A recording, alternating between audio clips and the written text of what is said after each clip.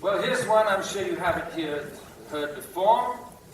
The past, the present, and the future walk into a bar, and it gets really intense. Up till a couple of years ago, we were referring to smart mobility in terms of the future. But I'm happy to say that the future is here. We were all addicted to time traveling, but all that is in the past. Things are already happening. Now, in all this talk, what is real and what can actually become a reality? That is the issue our next speaker will try and tackle. So, smart mobility revolution, beyond visionary talks, between hype and reality. Please welcome Dinesh Paliwal, President and Chief Executive Officer, HARMAN.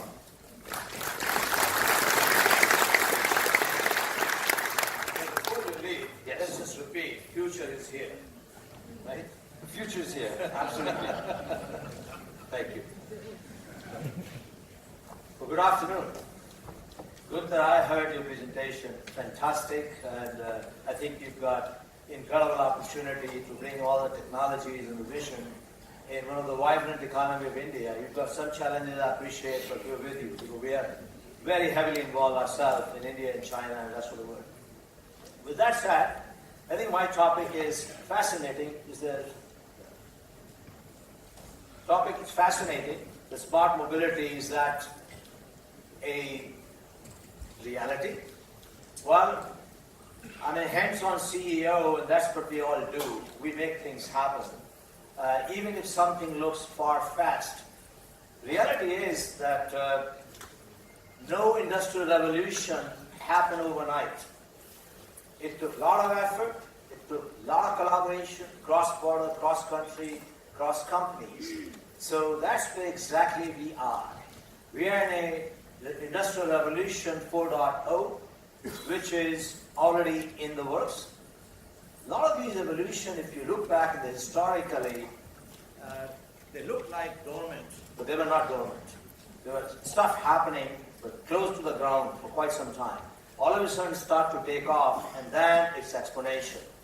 And I'm not so sure whether we are right close to exponential shape of the curve yet, but I can share with you, it's getting very exciting, especially where I sit at the intersection of many, many technologies and dealing with some of the incredible partners, be it Google or Baidu or what have you, besides mentioning all the customers we learn every day, whether it's the Daimlers or the BMWs or Chinese or Japanese or American customers.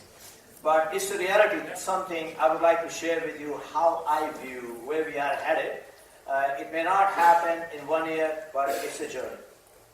It's an interesting reminder to me, to all of us. Oil was not valuable until it was black oil. Nobody figured out what to do with it. Once we did something with it, we refined it, it became powerful, it became gold. Same thing applies to data. Data is not new. Data term has been around for decades. Like artificial intelligence term has been around for decades. IoT has been around for decades. All right? But we have not fully benefited from these.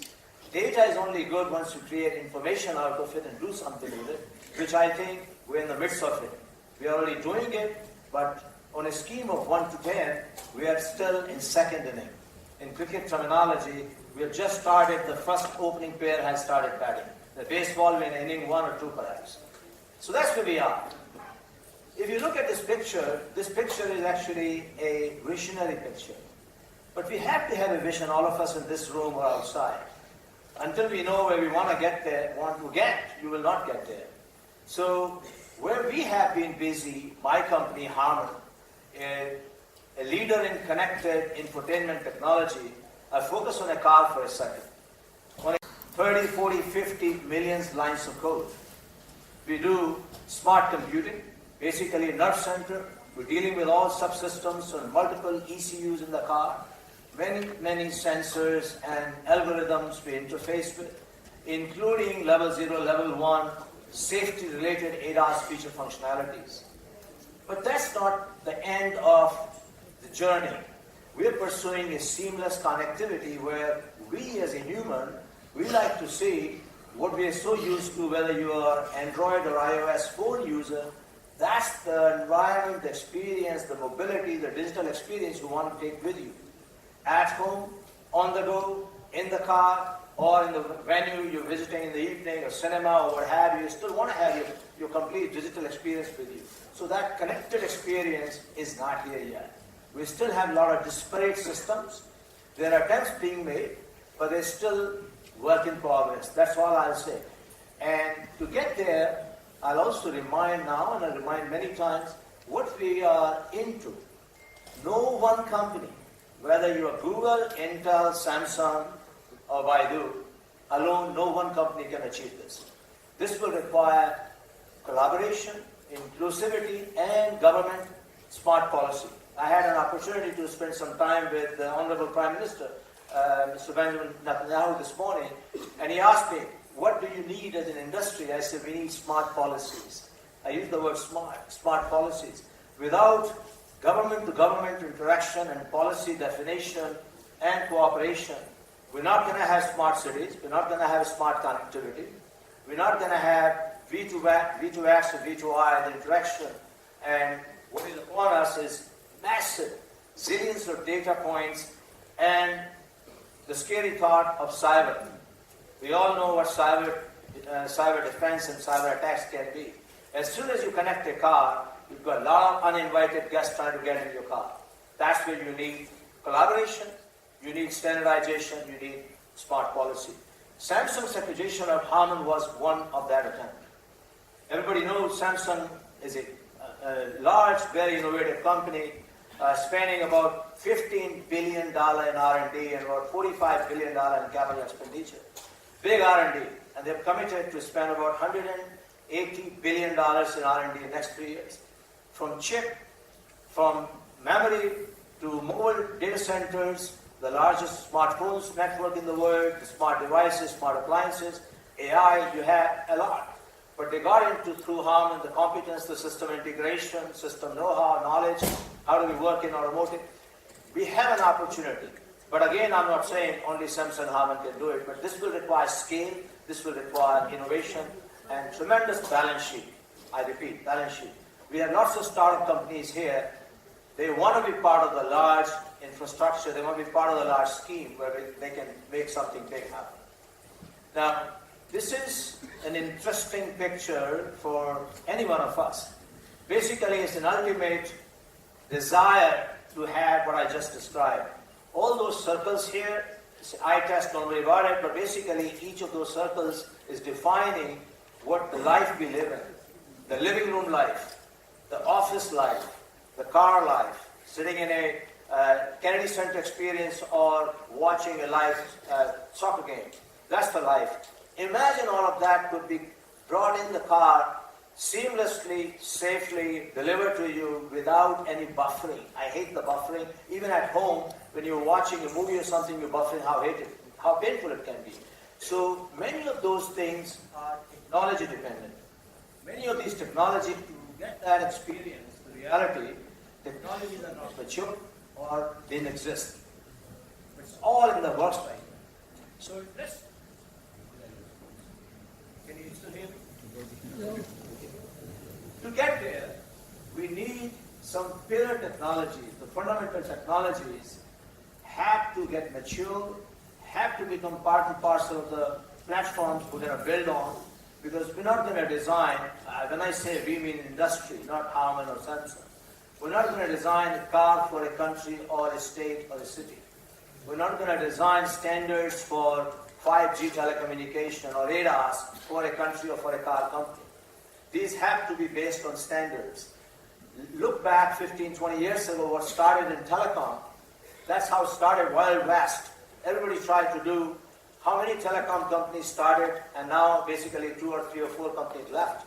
Because scale mattered, standardization took over, and today we have a well-functioning telecom sector. So, based on that, let me just talk to you a few pillar technologies which I think are fundamental for the success of where we are headed.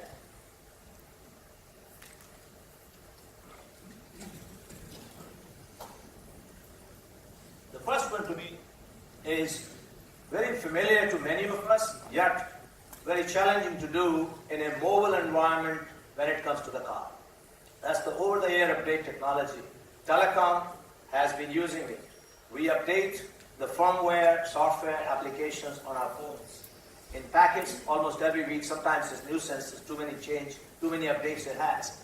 Imagine if you have to do the live updates of firmware, software applications, and cybersecurity threats mitigation in the car when it's running at 100 miles an hour. We're talking life and death. When you have a device in your hand, something goes wrong, it's a headache. But something goes wrong in a car, it's a life and death. So having a secured, robust OTA technology is the key. Well, we're very proud that we had access to a great company right here in Israel called Red Belt, 15 years of defense development so that defense munitions could be updated for software applications, what have you. We are able to apply that across the industry worldwide. And it has gone viral. 23 car companies have already adopted that. 30 million cars on the road are getting updated, including a company in California, all-electric car using the same technology. And I believe 400 million cars by 2021 will be using this technology. So one of the pillar technologies is OTA. Why? Because through OTA, not only you bring in updates to your car, but you will bring updates to your cybersecurity mitigation layers. Because cybersecurity is only as good as it keeps up with the bad guys. So you need to constantly be updating that in the client, in the cloud, in the edge. All of those three things will function at the same time. Second technology, in my view, equally important, probably the most important is cybersecurity. And who knows cybersecurity better than the United States and Israel and few other countries? Actually, I make a bold statement. You cannot have connected car without cybersecurity, period. And if you're trying to solve cybersecurity at the chipset level, good, I appreciate that. But that's not where the war would be won or lost. Cyber attacks are coming from all over the place. They're going into various engineering units. They're finding ways, gateways to enter in the car. So you need various shields to do. First of all, you need to do the intrusion detection. Then you need to kill it and understand the source of it. Then you need to utilize the data in the cloud to really create a community level understanding where all these cyber attacks are coming from.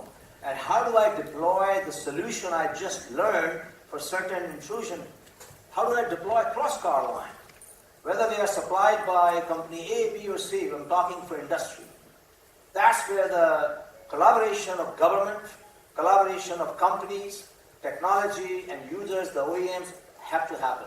Because this is where we cannot draw a line and say, this is my cybersecurity solution, you find your own. It doesn't work like that. Same thing applies to when you're going to train the computer for the best of human knowledge, how to drive car in 1,000 different ways in the same condition for autonomous simulation. You have to share that knowledge across cities, across car companies, and what have you. So collaboration is the key. So cybersecurity will play an immensely important role. And I actually talk to many, many of our customers. We have customers all over the world. And I tell them humorously, I say, I hope you're fooling with me because you never talk about cybersecurity. Ask your automotive companies, how many of them are saying cybersecurity is one of my biggest worries? It has not become so far. So that tells you we are on inning 1 or 2. Because if you were in inning 7th or 8th inning in baseball, you would have very mature cybersecurity implementation. We're not there yet. Almost every car on the road can be hacked today. Almost every car. And I'm talking because I have 50 million cars on the road with my own system on. And we are the largest. So I'm telling you, we have vulnerability almost everywhere right now. But it's an opportunity.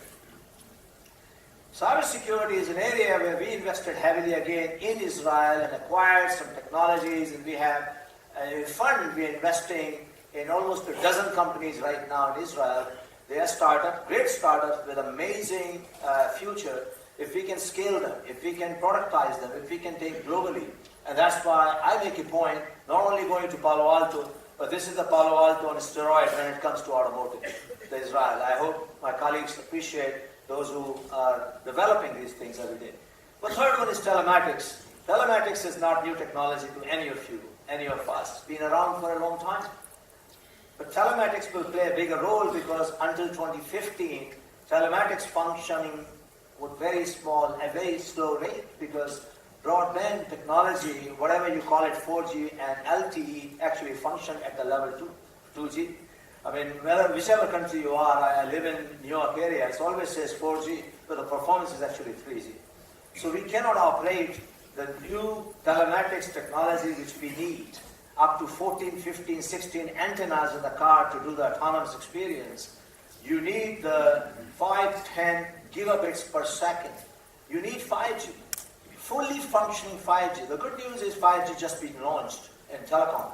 And in the car, we will see 5G coming in 2021. And we are very excited because we have one of the cars, we have actually more than one company, we are already in works to implement 5G technology. This is another one. Without 5G, you can't even do ADAS, let alone autonomous driving. So 5G or very fast-paced telematics is fundamental technology. No discussion about that. Next is digital cockpit. Digital cockpit, I just wanted to show a picture because this is all about you and I. It's a user experience.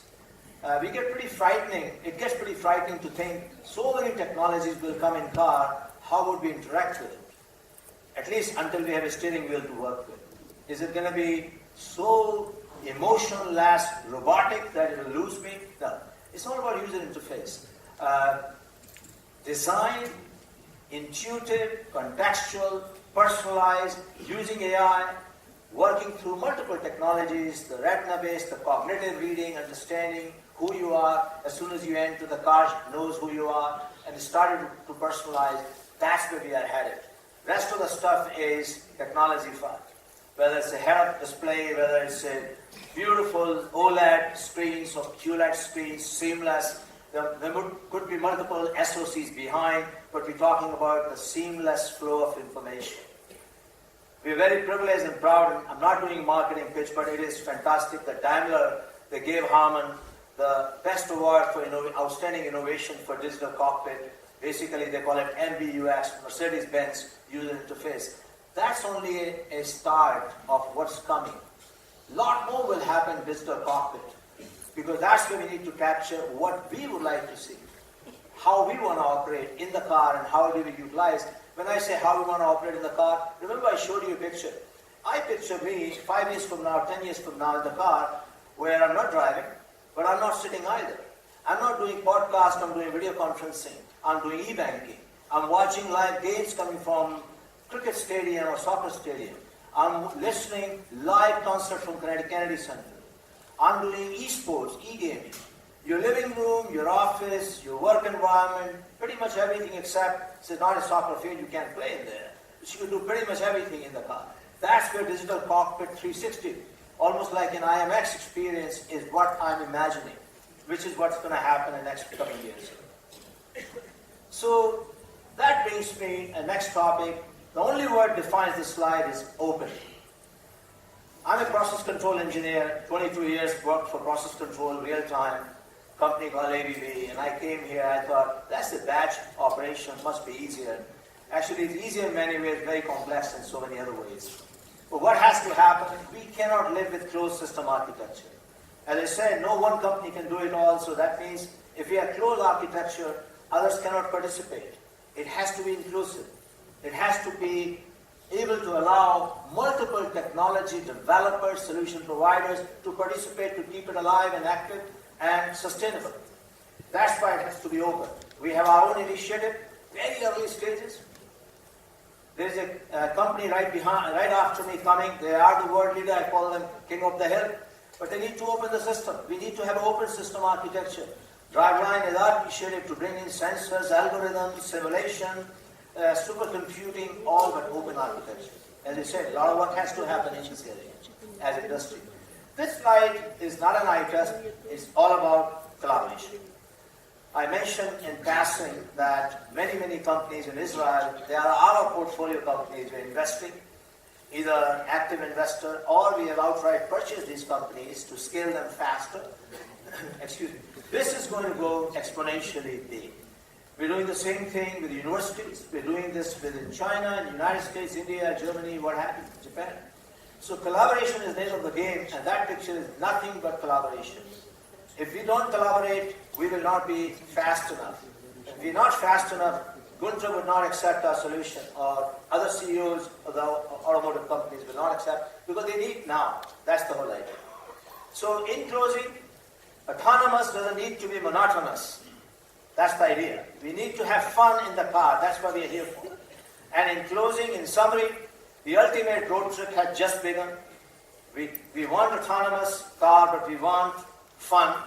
The user experience is the key that will define how we live our life. Technology has to be harmoniously applied without creating this monotonous environment.